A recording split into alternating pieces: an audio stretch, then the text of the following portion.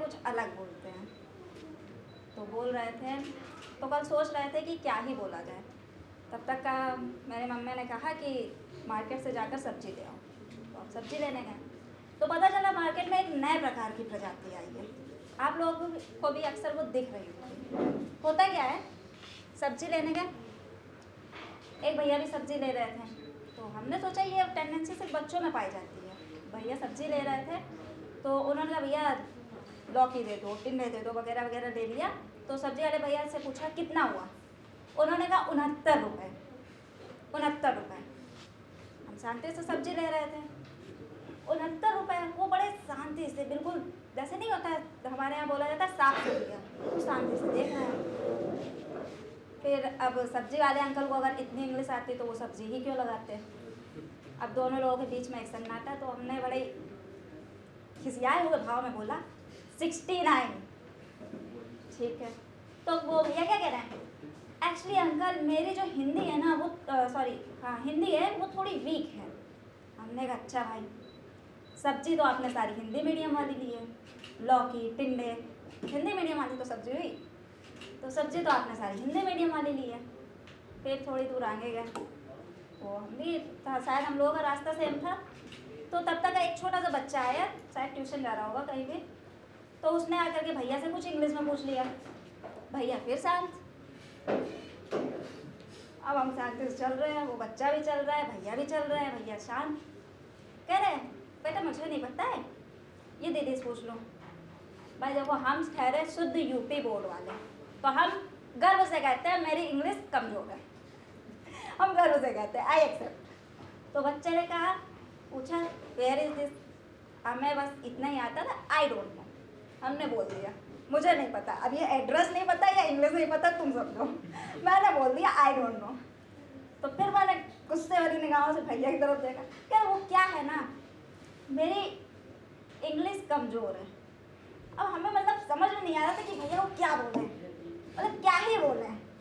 Hindi week है, English कमज़ोर है, भैया आप हो क्या। हिंदी।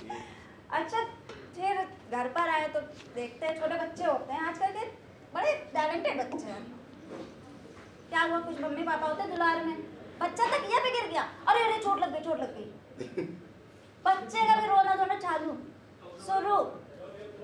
लेकिन कुछ बच्चे और माँ बाप दोनों इस मामले में समझदार होते हैं। बच्चा आसमान से गिर जाए, बेड से गिर जाए, खोपड़ी फूट जाए, क्या बोलेंगे, अरे अरे अरे देख देख देख देख फर्स्ट टूट गई, चींटी पड़ गई। बच्चा भी खुश हो जाता है, यार आई एम सुपरमैन। बिल्कुल सुपरमैन वाली फीलिंग आ जाती है बच्चे को। कहता है भाई अब बस ये डायपर वाला सीन खत्म हो जाए तो सुपरमैन बन जाओ दुनिया को बचाने के लिए। अच्छा अब कुछ माँ बाप बिल्कुल समझदार, ये समझदार माँ बाप थे जिन्होंने बच्चों को एहसास नहीं होने दिया कि कौन मेरा रुमाल लगा है, देख देख चींटी मर गई। अब समझदार बच्चों की बात आती है, वो जानते हैं कि भैया माँ बाप मर कहे हैं, मर कहे न से पीटने वाले माँ बाप मर कहे हैं। तो जानते हैं ग्लास टूटे, बच्चे से ग्लास टूटा, पिटेगा कौन, बच्चा। ग्लास से बच्चे को चोट आई, पिटेगा कौन, बच्चा। दोनों को एक दूसरे से चोट आई, पिटेगा कौन, बच्चा। तो बच्चा बड़ा समझदार होता है, जानता है वो क्या कहता है 6 फ्लोर से भी गिर जाएगा। पता है भैया चलने की हालत नहीं, बिल्कुल माँ बाप को देखते हुए तुरंत दौड़ने लगेगा। भले ही बाद में बच्चों को पता चले यार शरीर तो ये पड़ा है। अब वो माँ बाप की तरफ से चलेगा, शरीर तो ये पड़ा है। तो भाई अब फिर वो शरीर देखे तो कहेगा आइला शरीर छूट गया, फिर उसमें घुसने की कोशिश करे कि अभी माँ बाप को पता चले फिर पीटते हैं। तो ये होते हैं समझदार बच्चे। हालांकि हम कविता करते हैं तो कुछ सुनाते हैं आपको। हाथ में हो जिन हाथों में हो कत्ल करने को खंजर, जिन हाथों में हो कत्ल करने को खंजर, उन हाथों में दुआओं का बसना अच्छा नहीं लगता। जिन हाथों में हो कत्ल करने को खंजर, उन हाथों में दुआओं का बसना अच्छा नहीं लगता। जलाए हो जिसने दूजों के सपने, जलाए हो जिसने दूजों के सपने, उनका दूजों को सपना दिखाना यूँ अच्छा नहीं लगता। जलाए हो जिसने दूजों के सपने, उनका ये दूजों को सपना दिखाना अच्छा नहीं लगता। जिसने खुद ना की हो, जिसने खुद ना की हो अपने माँ बाप की कद्र, जिसने खुद ना की हो अपने माँ बाप की कद्र, उससे ये तहज़ीब का पाठ अच्छा नहीं लगता, उससे ये तहज़ीब का पाठ अच्छा नहीं लगता। तेरी जलन तेरी नफ़रत, तेरी जलन तेरी नफ़रत, तेरी एक एक गाली भी कबूल कर ली मैंने। तेरी जलन तेरी नफ़रत, तेरी एक एक गाली भी कबूल कर ली मैंने। अब जो तू मेरी ये झूठी फ़िक्र करे, तो ये तेरी झूठी फ़िक्र कबूल करना मुझे अच्छा नहीं लगता। एक चुलबुली सी बातूनी लड़की, एक चुलबुली सी बातूनी लड़की तुम्हारे लिए शांत और समझदार हो गई। एक चुलबुली सी बातूनी लड़की तुम्हारे लिए शांत और समझदार हो गई। तुम्हें था सूट दुपट्टा पसंद, इसलिए वो अपना जींस टॉप भी भूल गई। वो ये सब सिर्फ तुम्हारे लिए करती थी, वो ये सब सिर्फ तुम्हारे लिए करती थी, क्योंकि उसे तुमसे बेइंतहा मोहब्बत थी। जो कभी किसी की बकवास को भी बर्दाश्त नहीं करती थी, जो कभी किसी की बात बकवास व्यंग को भी बर्दाश्त नहीं करती थी, तुम्हारे किए गए हर मजाक को चुपचाप सुन लेती थी। मजाक बनाना सिर्फ तुम्हें ही नहीं उसे भी आता था। मजाक बनाना सिर्फ तुम्हें नहीं उसे भी आता था। वो तुम्हारा मजाक भी बना सकती थी, लेकिन तुम्हारी खुशी के लिए हर बार मजाक बन जाती थी। ऐसा वो इसलिए करती थी क्योंकि उसे तुमसे बेइंतहा मोहब्बत थी। Thank you.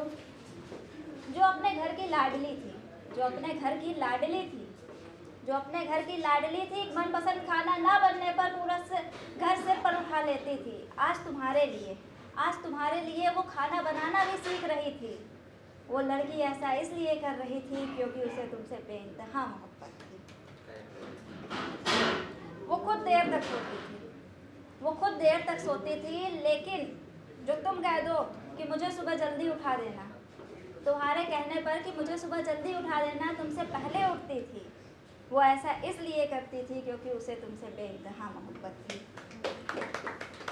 वो खुद भी जॉब करती थी, वो खुद भी जॉब करती थी, घर भी संभालती थी और थक कर रात को अक्सर जल्दी सो जाती थी।